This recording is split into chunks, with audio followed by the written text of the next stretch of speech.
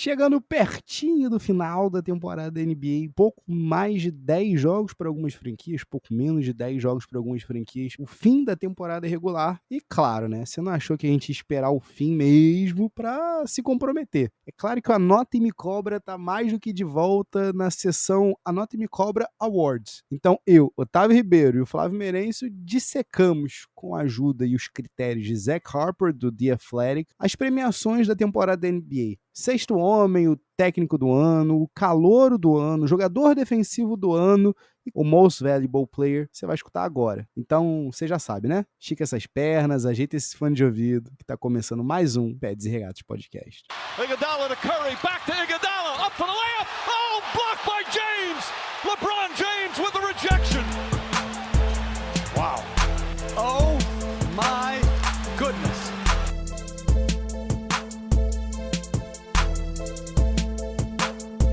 Salve, salve, querido ouvinte! Está no ar mais um episódio do Pads e Regatas Podcast. Eu sou o Flávio Merencio. Eu sou Otávio Ribeiro. A NBA está de volta, hein? A gente tem bastante coisa para falar. Tá chegando a hora de ver, de separar o joio do trigo, os homens dos moleques. Então, a gente decidiu fazer um episódiozinho sobre isso para vocês. Mas tu também tá meio inconveniente, né, Flávio? Porque tu também tá um nojo. Tem que trazer aqui, já tô aqui com o estomazinho, porque os últimos Anota Me Cobra tá esperando a galera real te cobrar, né? Porque o fardinho de cerveja vai continuar na tua propriedade, né? O Anota e Me Cobra. Hoje, como é o Anota e Me Cobra Awards, a nossa premiação, a gente revisita as premiações da NBA para poder anotar, vocês anotarem e cobrarem a gente. E no Anota e Me Cobra esse ano eu ganhei tudo. Até agora, assim, Super Bowl, Baker Mayfield, se você precisar de alguma previsão aí, eu vou colocar lá, @Pads e Regatas, 6 numerozinhos aleatórios e vocês fazem o que vocês quiserem com eles, beleza? Eu não tô gostando de como é que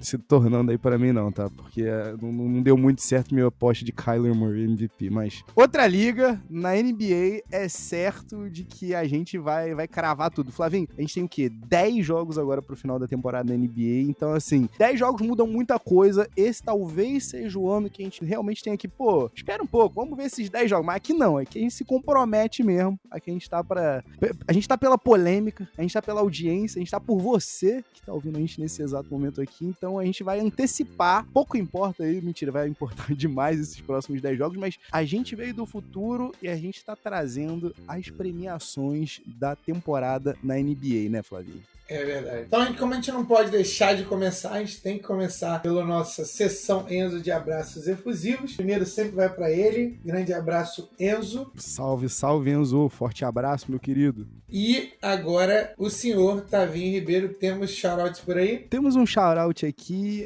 um tanto quanto caseiro, tá, o Flavinho, né? Quem tá com a gente, quem é Pads e Regatas Day One, se recorda da nossa primeira live junto com o nosso queridíssimo Alexandre Branco, o nosso alevogado, Alesudo, também conhecido como @EaglesBR, e eu queria mandar um abraço pro Ale, que no dia da gravação, apesar desse episódio aqui sobre NBA, eu queria mandar um abraço pro Ale, porque ele tá precisando de um abraço bem efusivo para conseguir relevar o fato de que Derek Barnett e as suas 573 faltas que ele ainda vai cometer estão garantidas pelos próximos 2 anos pro Philadelphia Eagles, Flavinho. Então, um forte abraço pro nosso querido Ale Branco. Forte abraço, Alezudo. Quem é que você tem por aí? Me diga você. Eu tenho uma pessoa que é recém-chegada ao nosso time, Pads e Regatas aqui, mas que já tá arrebentando, já chegou botando pra quebrar, e na falta de outra palavra, o meu charote de hoje vai para Lucky, nossa sonoplasta aqui dentro do Pads e Regatas, substituindo a Aninha, que continua com a gente, agora em uma outra funçãozinha, mas Lucky, você já começou arrebentando, o charote vai pra você vai estar ouvindo isso com certeza, então é isso. E vou aproveitar aqui e jogar uma polêmica aqui na fogueira aqui, por enquanto, Flavinho. Todos nós da equipe Pads e Regatas temos nossas respectivas franquias indo pros playoffs, ou pelo menos pro play-in, né? Então, assim, Giovanni, você e o Mike Zito, Lucky, Boston, Bulls, Raptors, Aninha, se realmente vai seguir com Clippers também tá indo pra pós-temporada. Então, assim, algo me diz que os próximos meses vai ter muita confusão interna aqui, meu irmão. Com certeza vai. E aí tem gente que tá mais iludida do que outras, pessoas mais iludidas do que outras, eu não vou falar mais nada. Um abraço, Mikezito.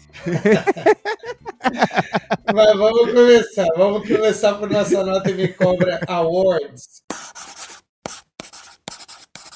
Então vamos lá, Tavinho, você que vai dizer aí hoje por onde a gente vai começar. Vamos que vamos. Vamos lá, com esses quase 90%, pouco mais de 90% da temporada concluído, Flavinho, eu tomei aqui a permissão de Zach Harper pra trazer pro Pads e Regatas. Pra quem não conhece, Zach Harper, colunista do The Athletic, né, inclusive tá curtindo aí umas merecidas férias, mas até durante as férias tá publicando o Power Rankings dele da NBA, pra tu ver que a liga não para em momento algum. E o Zach Harper, Flavinho, ele traz sempre, a cada 15 dias, ele tenta trazer o quê? Como é que cenário para os prêmios da temporada, mas assim, não adianta, Flávio, a gente só chegar aqui e sair cuspindo o nome à torta e à direita. Então a gente tem que trazer aqui quais são os critérios que estão embasando, né, esses nomes que a gente vai debater aqui. Então vamos fazer o seguinte, Flávio, vamos começar fora de quadra. Vamos começar fora de quadra no Coach of the Year. Então ele traz 3 critérios principais para a gente poder fazer essa avaliação, e aí eu quero depois que você me diga quem é a tua opção. Mas o primeiro critério, Flavinho, é o seguinte: quais são as expectativas prévias para com o teu time?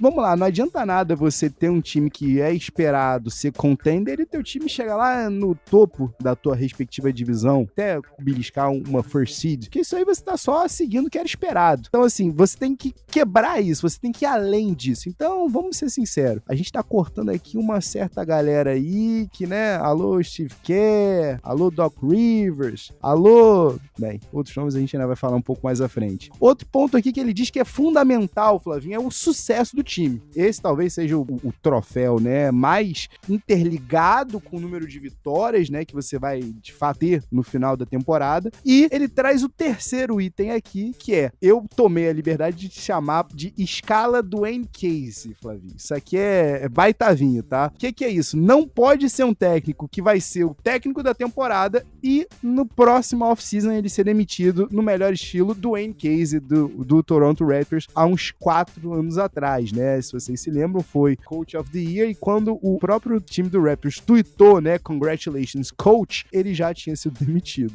Então, assim, torta de climão. Então, Flavinho, vamos lá. São esses 3 principais critérios aqui e a gente traz alguns candidatos. Essa temporada, mais do que nunca, eu acho que a gente tem nomes fortíssimos, tá? E nomes que saem do óbvio, nomes que saem dos grandes centros, nomes que eu acho que podem deixar a gente bem contente com os rumos da liga, tá? Eu vou trazer alguns pra você. Seja ele o Chris Finch, que tá levando o Minnesota Timberwolves a segunda campanha positiva só da história, Flavinho, sem nenhum envolvimento do Kevin Garnett. É só a segunda, por mais bizarro que seja, que possa parecer. A gente tem o Tyronn Lue, que tá levando o Clippers do melhor estilo do Clippers, sem ninguém. A gente tem o JB Bickerstaff, que era tido como o eterno coach ad hoc, né? O eterno coach tampão, se tornando a história mais cute, talvez, do leste com o Cleveland Cavaliers. A gente tem o Ime Udoka, que eu ainda tenho minhas ressalvas aqui, eu ainda vou dizer aqui, mas o que eu acredito que seja o Too Fast, Too Much, Too Soon, Too Close to Be Dead Boston Celtics. A gente tem o Taylor Jenkins, que tá liderando esse time do Memphis Grizzlies, a segunda melhor campanha no Oeste. A gente tem o Spoelstra de sempre, a gente tem o Monty Williams, porque, né, é de fato o melhor time da temporada, o Phoenix Suns, mas um nome que é certo que a gente não tem aqui esse ano, graças a Deus, é o Coach Thibodeau, né? Eu acho que até hoje a gente ainda tá se sentindo culpado de ter dado o prêmio da temporada passada pra ele e não pro Monty Williams, que era quem de fato merecia. Flavinho, me diga você se o teu candidato a técnico do ano sai desses nomes aí ou se você tem outro nome na lista. Cara, pra mim o coach do ano tá aqui e não é nem perto do segundo lugar, entendeu? O primeiro lugar tá muito longe. Nem perto? Eu achei difícil essa. Começa com o teu segundo, então. O segundo é o técnico do Minnesota Timberwolves, Chris Finch. Assim, qualquer pessoa que faça o Karl Anthony Towns jogar uma fração de defesa já é importante, entendeu? Então, assim, se não fosse pelo primeiro cara ali, eu gosto da história, da narrativa do Timberwolves. O fator Anthony Edwards é importante, tá? Porque só o Karl Anthony Towns e o D'Angelo Russell não conseguiram reviver ali a franquia, mas precisou de um cara que tem um potencial talvez do mesmo nível do Karl Anthony Towns. Então, o fator Anthony Edwards é sensacional, mas de qualquer forma, você colocar o Timberwolves para relevância já é mérito suficiente. Eu vou dizer pra você que eu torço meu nariz, mas eu concordo, eu tenho que dar o braço a torcer, não é o nariz que eu tenho que torcer, e sim o braço, porque não só o Cat tá jogando defesa, né, Flavinho, mas eu tava vendo outro dia, ele mete aquele pump fake que geralmente ele acaba se deixando ficar pelo jump shot, mas ele simplesmente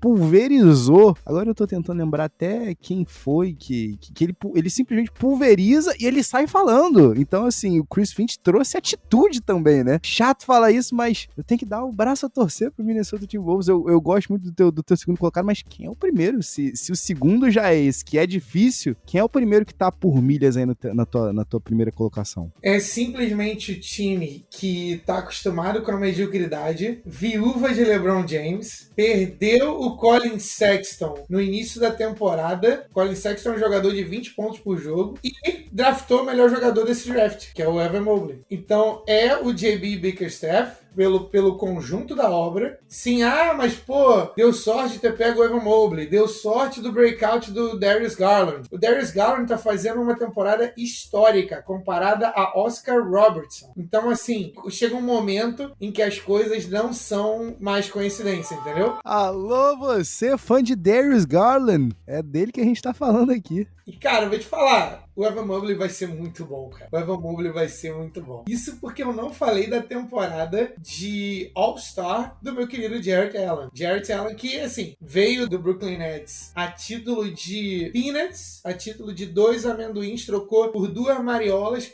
com o Nets. E, assim, tomara que o Colin Sexton possa vir e encaixar nesse time. Porque talvez o que o Cleveland tenha aprendido é que o time joga melhor sem o Colin Sexton, que perde a bola o tempo todo e que precisa do volume para poder fazer os pontos dele e tudo mais. Apesar de eu achar que ele é muito criticado injustamente, né? Eu acho que ele tem mais valor do que ele é criticado, mas isso é pra pôr de cerveja. Então, pra mim, é JB Bickerstaff direto. Eu concordo com você.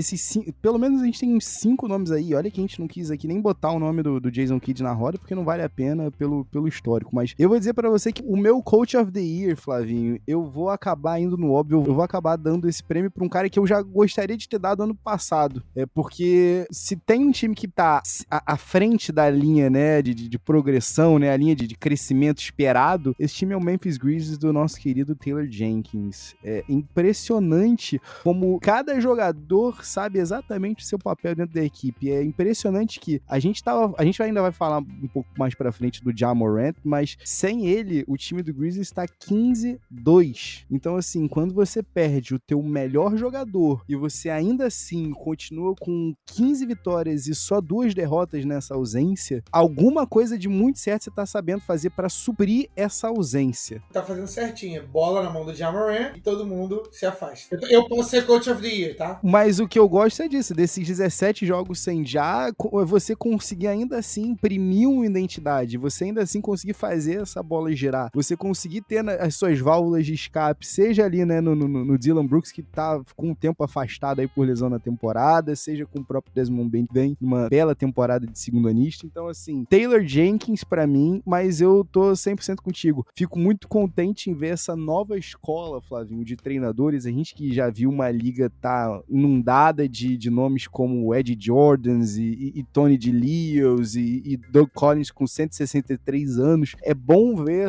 essa galera jovem tendo essa proeminência desde cedo. E me permita aqui 2 segundinhos aqui sobre Ime Udoka. Eu acho que esse time do Celtics, eu não queria dar um tiro na direção aqui, eu fui um crítico na hora da contratação, mas esse time do Celtics tá me lembrando bastante aquele time do Sixers que embalou 19 vitórias seguidas para entrar nos playoffs lá na temporada 2017-2018 e simplesmente o gás em algum momento tá acabando. Eu não queria soltar esse jabzinho direto, mas soltei. Vamos fazer o seguinte, Flavinho, pra gente não seguir aqui, vamos pra premiação que pra mim é a mais complicada, vai. É o Most Improved Player, o jogador que mais se desenvolveu, né? Essa daí vai dar polêmica. Flavinho, eu odeio essa premiação e você sabe disso. O Zach Harper traz pra gente, basicamente, 2 critérios. Você de fato melhorou, e o segundo, será que você não melhorou ano passado e a gente só notou esse ano? Porque tem uma porção de jogadores que se encaixam nessa categoria aqui. Mas eu acho que o mais importante é a gente botar uma terceira. Não pode, pra mim, aqui, pra mim eu queria excluir, eu não sei se tu topa, mas pra mim aqui a gente tem que excluir jogadores em segundo e terceiro ano de liga, porque não faz sentido pra mim você fazer uma escolha dentro da loteria que seja, essa escolha vai progredindo como esperado e você dá um troféu pra isso, pra uma progressão que já era esperada, que você fez um investimento pensando nisso. Então assim, pra mim, Flavinho, o ano de corte, a linha de corte aqui é o 4º ano. Se o cara tá no 4º ano dele de liga, ele ganhou o Most Improved Player, eu tô de acordo, porque o cara passou 3 anos sem ter ideia do que ele podia fazer na liga e ele teve essa guinada no 4º ano. Próximo, inclusive, do período dele estar fora da liga com o último ano dele de contrato, né? Mas eu acho que é bem importante destacar aqui. Então, assim, só pra trazer pra você, Flavinho, péssimos exemplos de Most Improved Player. Pascal Siakam, CJ McCollum, Paul George, Kevin Love. Todos esses ganharam o prêmio no seu 3º ano. Ótimos exemplos, jogadores como o Edo Turkoglu, que ganhou na sua 8ª temporada, o Julius Randle na temporada passada e o Goran Dragic, que ganharam na sua 7ª temporada, tanto o Dragic quanto o Julius Randle. Então, Flavinho, eu quero saber primeiro de ti. Tu concorda comigo que até o 3º ano a progressão é esperada por default ou não? Você acha que eu tô sendo muito xiita aqui? E os candidatos desse ano aqui são, na minha lista, né? DeJounte Murray, Miles Bridges e Anthony Simons. Cara, eu gosto da ideia e você argumentou muito bem, mas o nome do prêmio não é esse. O nome do prêmio não é Most Improved Player, mas só vale depois do 4º ano, entendeu? É tipo, se você teve diferença de um ano pro outro. Mas por que eu concordo contigo? Porque é o seguinte, se tem um cara que não jogou ou jogou, sei lá, 2 minutos no primeiro ano e no segundo ano o cara foi pra 10, o cara, porra, melhorou pra caramba, entendeu? Então, eu entendo isso, mas é por isso que precisa ter uma ponderação ali, uma parcimônia. De toda forma, eu acho que o meu candidato atende o seu critério, entendeu? Então, eu tô tranquilo. Gostamos. Então, já até sorri aqui, tu já tá vendo até o sorriso estampado no meu rosto. Me diga, Flavinho, quem é o recipiente do MIP? Um cara que ficou perto pra mim, tá? Porque eu não achei que ele tinha esse outro nível e ele chegou, ele mostrou esse ano que ele tinha um outro degrauzinho pra subir. A galera esperava que ele tivesse subido esse degrau há 1 ou 2 temporadas atrás, mas cada um tem um tempo diferente, né? E também jogar pro pop é difícil. É o DeJounte Murray. Ele é um cara que tá quase tendo um triplo-duplo de média, mas não é aquele triplo-duplo do Westbrook. É um triplo-duplo muito mais natural. Inclusive, pra galera que é do bet, que gosta de apostar, cara, ele é uma boa aposta toda rodada pra triplo-duplo. Mas o vencedor, pra mim, não pode ser outro que não Miles Bridges. Miles Bridges foi o cara que mais evoluiu de uma temporada pra outra, e esse é o cara que eu falava assim, pô, beleza, o que ele já é hoje bateu com a minha expectativa dele do draft. Isso na temporada passada, né? Eu falava, pô, o cara chegou no teto dele, porque a gente achava que ele ia ser o quê? Um cara que joga com energia, que joga com vontade, rebote, uma bola de 3 com porcentagem mais baixa e talvez 10 pontos por jogo ali, e vai marcar mais jogadores bons do que ele ser o cara. E esse ano, o cara, talvez pela influência também de LaMelo Ball, foi pro topo das paradas. O cara fez mais de 20 pontos por jogo. A última vez que eu olhei, tava 25 pontos por jogo no stretch ali. Então, assim, pra mim não tem outro. Pra mim é o Miles Bridges de fato. E ele se tornou um cara que pode ser um A ou um B ali nos times, dependendo se ele... A gente não sabe se ele parou de crescer. Exato. Ele tá com médias agora agregadas de temporada de 19,9 pontos por jogo, né, Flavinho? É o que você falou. Teve realmente esse stretch aí de, salvo engano, bateu 25,7 pontos no stretch, uma sample size relativamente boa, tá? De quase 18 jogos, salvo engano. Então, assim, não é por um acaso, né, Flavinho? Eu só vou inverter a ordem porque o DeJounte Murray, pra mim, ainda é o meu Most Improved Player no seu 5º ano de liga, tá? O Miles Bridges tá no 4º, como a gente tava comentando aqui antes, mas pra mim o DeJounte Murray tem um fator que traz pra ele, traz o holofote do prêmio pra ele, que é o seguinte, Flavinho, o Miles Bridges, ele segue o que é mandado pra ele. O DeJounte Murray dá as ordens. É o DeJounte Murray que dá as cartas no time do Spurs, e não é à toa, Flavinho, em 2022, nesses 30 jogos que a gente teve nesse ano, o DeJounte Murray tá marcando 24,1 pontos por jogo, 10 assistências e 8,4 rebotes, com defesa, roubando 2,2 bolas por jogo. Então, assim, são números insanos, e é bom demais ver o Pop ter ainda esse alívio, esse desaforo fogo aí numa temporada que, vamos ser sinceros, se tornar o técnico mais vitorioso, talvez fique manchado não se classificando para os playoffs. Mas seguimos. Só fazer uma pergunta aqui breve, curta, rápida, seca. Ja Morant, assim como o Luka Doncic teve, salvo engano, há um ano atrás, você considera no teus alfarrábios aí pro Most Improved Player de novo? Você consideraria? Eu acho que sim. Dentro do teu critério, não, né? Mas o cara, ele era muito bom, só que agora ele tá insano. Agora ele tá impossível. Então, assim, ele tem que ter consideração pra Most Improved Player, com certeza, porque o cara virou superstar. Ele era star e virou superstar e acabou. Não tem isso. Não tem como você falar da liga hoje e não falar de Ja Morant. Ele é capaz de ser a próxima cara da liga, inclusive. Eu acho que talvez isso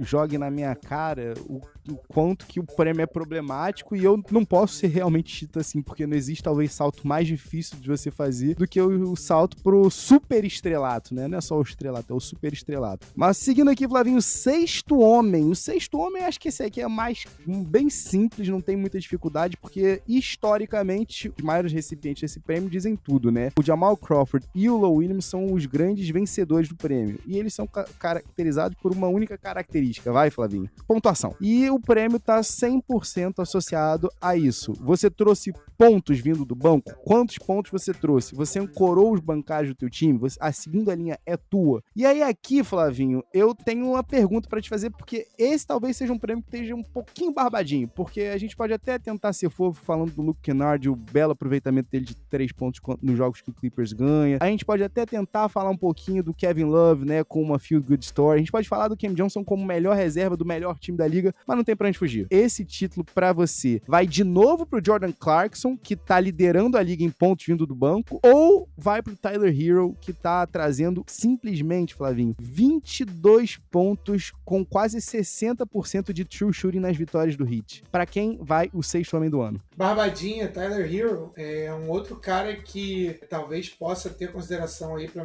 jogador que mais melhorou, né? É um jogador que o critério para mim é o seguinte: o Hero hoje significa mais pro Heat do que o Clarkson pro Jazz. Esse é o meu critério. Até ano passado eu não podia falar essa frase, mas agora sim. Esse ano sim. Pra mim é Barbadinha. Olha, eu gosto, não sei se concordo, porém entendo. São 1.103 pontos pro Jordan Clarkson na temporada totais, né? Uma média de 16 pontos por jogo. Mas quando você vê, né, Flavinho, nos 20 jogos a menos que o Tyler Hero jogou, são 21 pontos por jogo e 1.030 pontos só. Então a gente tá falando de uma diferença só de 70 pontinhos aí num universo de 20 jogos de diferença. Então, tô contigo, a barbada é garantida. Esse prêmio tá do Tyler Hero pra perder. Vamos pra parte mais interessante. Vamos pro filé mignon, Flavinho. Vamos pro filé mignon, que vamos então de Rookie of the Year. O calouro do ano. O calouro do ano, 3 fatores são fundamentais pra gente chegar, né, num nome, né, num denominador comum. O primeiro deles é: você é uma grande narrativa dentro do landscape da NBA, dentro do cenário da NBA. Você é uma grande narrativa. E aí até o Zach Harper sempre traz como exemplo nas colunas dele o Luka Doncic, né, que virou algo transcendental, né, transcendeu inclusive a barreira dos calouros. Então, a narrativa que você traz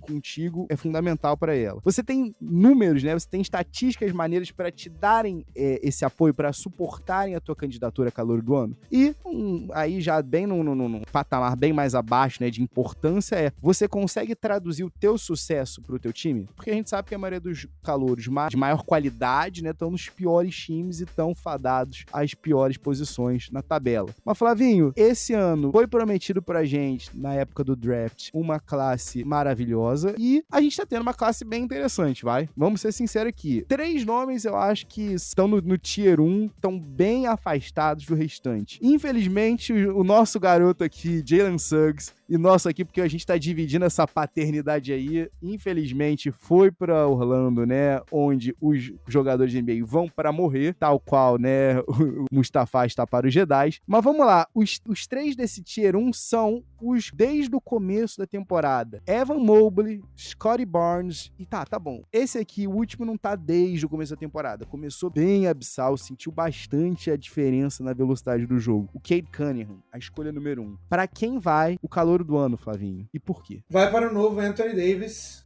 O nome dele é Evan Mobley. E sim, eu falei exatamente isso. Esse cara tem o potencial para ser top 5 jogador da NBA, se ele quiser. Vira essa boca pra lá que eu quero saúde pro cara. É isso, verdade. Menos as lesões. O cara é muito bom. Os números de defesa de Evan Mobley só são comparáveis a Anthony Davis. Então, assim, é absurda a influência que ele tem no jogo e ele é um cara que marca dentro e fora do garrafão. Então, assim, Scottie Barnes está muito à frente do que a gente achava que ele estaria em termos de maturidade de jogo. Ter ido para Toronto ajudou muito ele. Cade Cunningham também foi para um deserto, no sentido figurativo, em Detroit, mas voltou, porque ele é muito bom para isso. Franz Wagner também, um cara muito mais pronto, um cara que eu não gostava tanto na época do draft, muito mais pronto do que eu achei que estaria. E Josh Giddey também. Mas não tem como não ir pro Evan Mobley, o cara tá na narrativa certa, o cara tá no cenário, tá num time que vai pra playoff, tá fazendo campanha muito boa, com jogadores muito novos, e ele é peça defensiva. Esse time é muito mais perigoso com ele e o Jarrett Allen no garrafão. Talvez, Flavinho, Scottie Barnes seja a história mais empolgante pra quem duvidou. E aí eu tô me botando aqui, porque você se lembra o quão questionável pra mim foi esse momento. Mas eu acho que tem um ponto aqui que destaca o Mobley dos demais. A rookie wall que o Cade Cunningham sentiu assim que ele entrou na liga, a rookie wall que o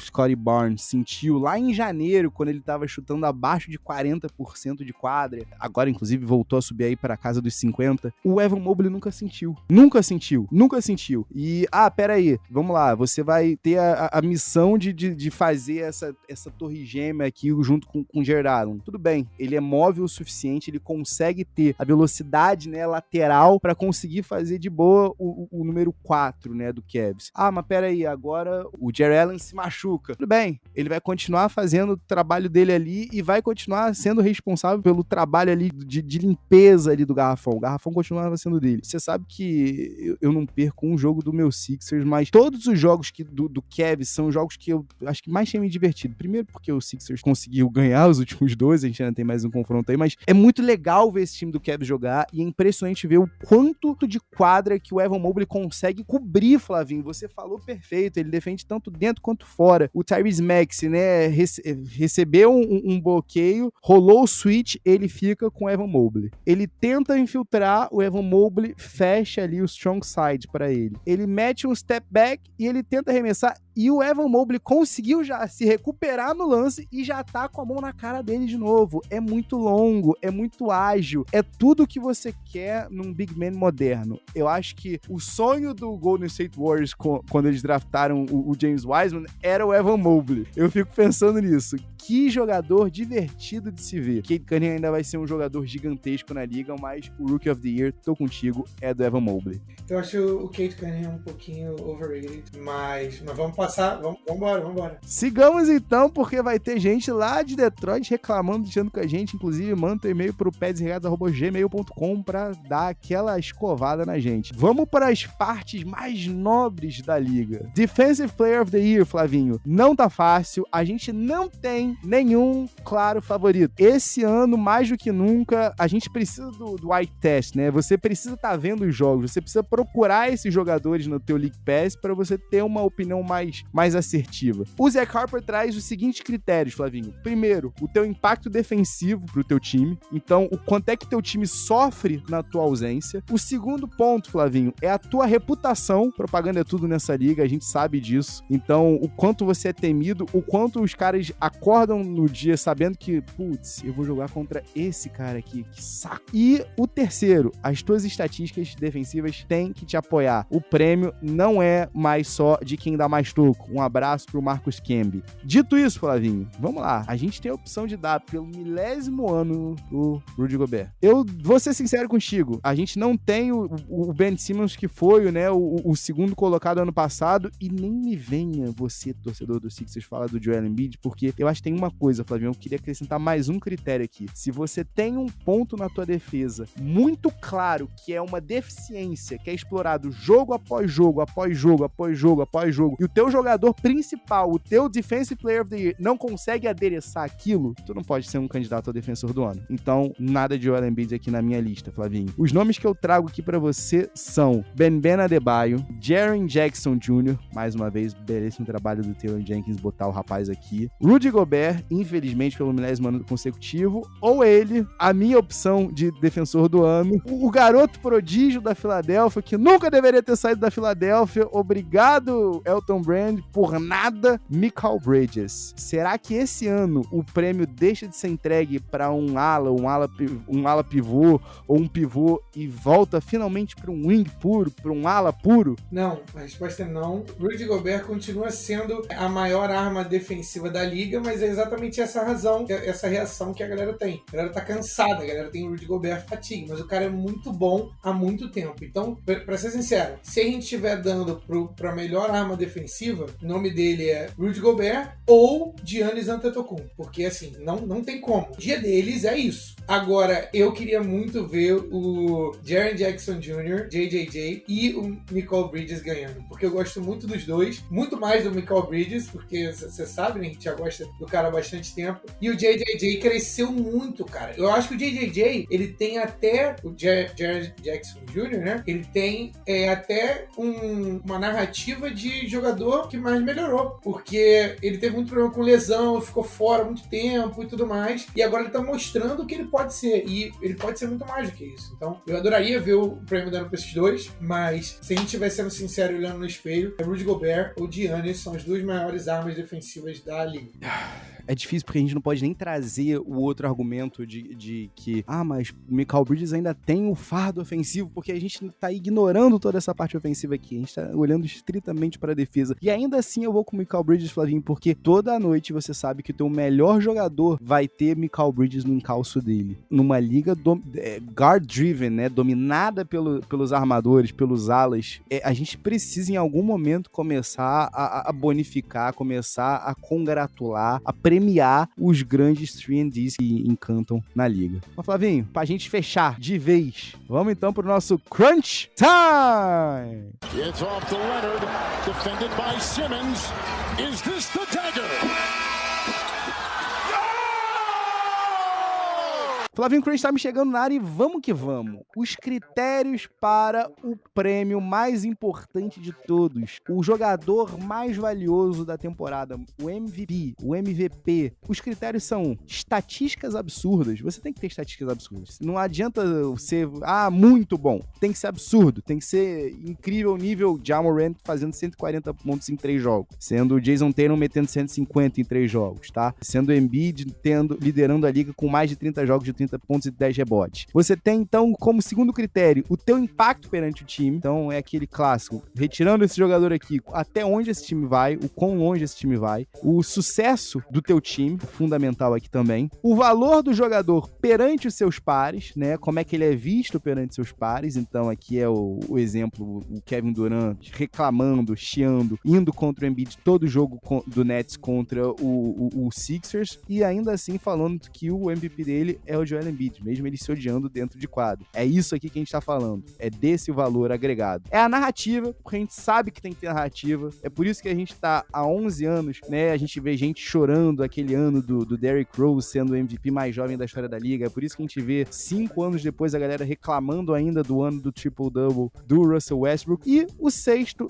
critério, talvez às vezes fique esquecido, são as performances memoráveis em momentos clutch. E quando eu digo que é um critério que fica esquecido, Flavinho, no caso do Russell Westbrook, naquele ano que ele de fato tem o triple-double com 30 pontos, né, de média, a galera se esquece que no último jogo daquela temporada ele manda o Denver pra casa, em Denver, numa bola tripla pra classificar o Thunder e pra eliminar o Nuggets. Então, é tudo isso, é o agregado. Então, Flavinho, a bomba tá na tua mão. Eu quero saber de você se, LeBron James pode ser considerado aqui, e 2, quem é o most valuable player? Luka Doncic, Ja Morant, Nikola Nikola Jokic, Joel Embiid ou Giannis Antetokounmpo? Essa é a mais difícil, né? Ficou por último, né, meu parceiro? Eu adorei os critérios, tá? Todos os critérios eu adorei, porque ajuda a ter clareza pro nosso ouvinte também, pros prêmios, né? O LeBron James não pode ser considerado, apesar de que se ele parasse de jogar hoje, o Lakers ia estar na D-League, mas, cara, pra mim, existe também, nesse prêmio aqui, existe Giannis Fatigue, a galera ficando cansada de dar pro Giannis, mas o Giannis é candidato todos os anos, porque o Giannis está no auge. É a mesma coisa que acontecia com o LeBron James quando ele tava no auge, a galera ficava enjoada de dar pro LeBron James, a mesma coisa pro Shaq, por aí vai. Eu queria muito que esse prêmio fosse do Ja Morant, porque ele tem tudo isso aí, ele tem tudo isso. Mas tem dois caras que estão acima dele, dois caras que estão jogando o fino da bola. Esses dois caras são Joel Embiid e Nikola Jokic. Nessa ordem, pra mim. Nikola Jokic, pra mim, é o MVP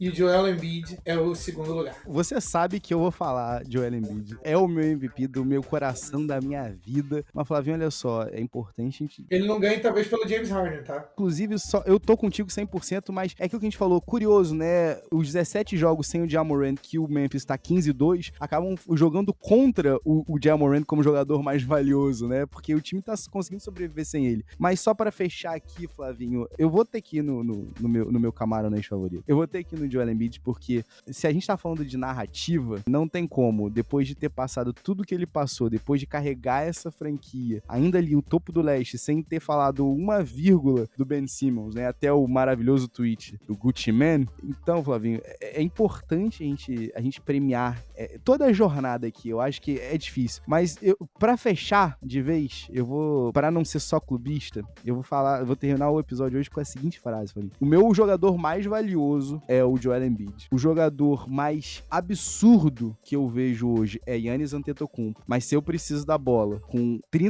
10 segundos no relógio, eu preciso de uma última bola, eu preciso de Kevin Durant. Dito isso, estamos fechados. A gente se vê na próxima semana com muito mais Pads e Regatas Podcast. Lembrando você que está ouvindo a gente aqui, se você está ouvindo a gente aqui e você ficou curioso para saber onde é que você pega mais informações sobre as premiações, sobre o que está acontecendo na Liga diariamente, você sabe que você pode procurar a gente pelo @Pads e Regatas, seja no Twitter, seja no Instagram, seja no Facebook ou no YouTube pelo Pads e Regatas Podcast, e a gente vai estar lá sempre trazendo muita informação, muito conteúdo pra você. E a gente se vê na semana que vem.